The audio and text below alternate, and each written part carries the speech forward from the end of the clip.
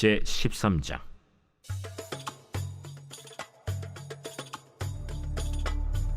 사울이 왕이 될 때 40세라. 그가 이스라엘을 다스린 지 2년에 이스라엘 사람 3,000명을 택하여 그 중에서 2,000명은 자기와 함께 믹마스와 베델산에 있게 하고 1,000명은 요나단과 함께 베냐민 기브아에 있게 하고 남은 백성은 각기 장막으로 보내니라. 요나단이 게바에 있는 블레셋 사람의 수비대를 치매 블레셋 사람이 이를 들은지라. 사울이 온 땅에 나팔을 불어 이르되 히브리 사람들은 들으라! 하니 온 이스라엘이 사울이 블레셋 사람들의 수비대를 친 것과 이스라엘이 블레셋 사람들의 미움을 받게 되었다 함을 듣고 그 백성이 길갈로 모여 사울을 따르니라. 블레셋 사람들이 이스라엘과 싸우려고 모였는데 병거가 3만이요 마병이 6,000명이요 백성은 해변에 모래같이 많더라. 그들이 올라와 베다웬 동쪽 믹마스에 진침해 이스라엘 사람들이 위급함을 보고 절박하여 굴과 수풀과 바위 틈과 은밀한 곳과 웅덩이에 숨으며 어떤 히브리 사람들은 요단을 건너 갓과 길르앗 땅으로 가되 사울은 아직 길갈에 있고 그를 따른 모든 백성은 떨더라. 사울은 사무엘이 정한 기한대로 이레 동안을 기다렸으나 사무엘이 길갈로 오지 아니하매 백성이 사울에게서 흩어지는지라.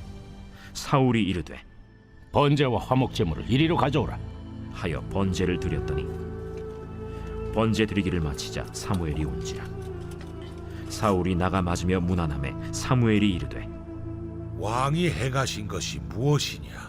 백성은 내게서 흩어지고 당신은 정한 나라 안에 오지 아니하고 블레셋 사람은 믹마스에 모였음을 내가 보았으므로 이에 내가 이르기를 블레셋 사람들이 나를 치러 길갈로 내려오겠거늘 내가 여호와께 은혜를 간구하지 못하였다 하고 부득이하여 번제를 드렸나이다.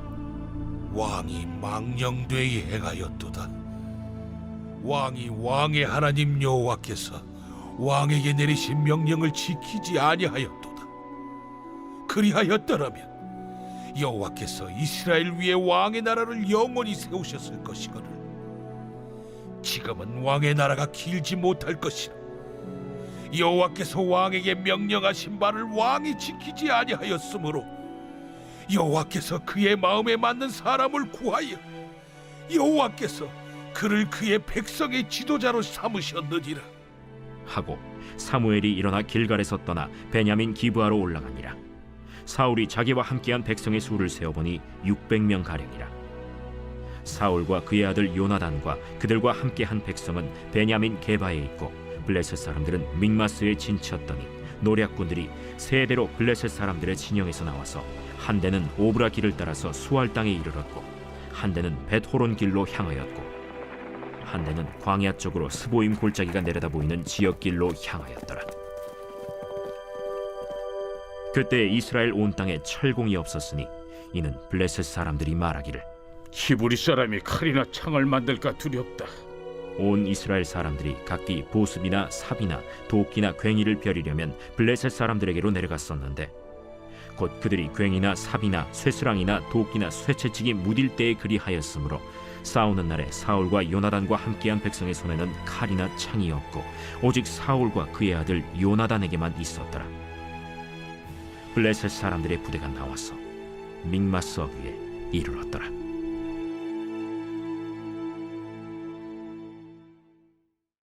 이 새벽에도 하나님의 말씀을 깨닫는 지혜와 기도응답의 은총이 넘치시게 예수님 이름으로 축복합니다. 오늘은 하나님의 말씀을 청종하지 않은 죄라는 제목으로 말씀의 은혜를 나누겠습니다. 사울은 블레셋과의 전쟁을 앞두고 큰 위기 속에 놓였습니다. 사무엘은 약속한 시간에 오지 않고 백성들은 흩어지기 시작했으며 적군은 점점 강해졌습니다. 이 상황 속에서 사울은 기다림을 포기하고 자신이 직접 제사를 드리는 선택을 합니다. 겉으로 보면 하나님께 드리는 제사처럼 보이지만 이는 하나님의 말씀을 어긴 불순종이었습니다. 이 일로 하나님은 사울의 왕권이 오래가지 못할 것을 선포하십니다. 본문을 통해 알 수 있는 하나님은 어떤 분이십니까? 첫째, 하나님은 제사보다 순종을 원하시는 분이십니다. 사울은 번제를 드렸지만 하나님은 기뻐하지 않으셨습니다. 그 이유는 제사의 형식이 아니라 말씀을 지키지 않은 마음에 있었습니다. 사울의 제사는 하나님을 신뢰한 행동이 아니라 자신의 불안과 두려움을 덮기 위한 선택이었습니다. 하나님은 예배의 모양보다 말씀 앞에 머무는 태도를 보십니다. 순종 없는 제사는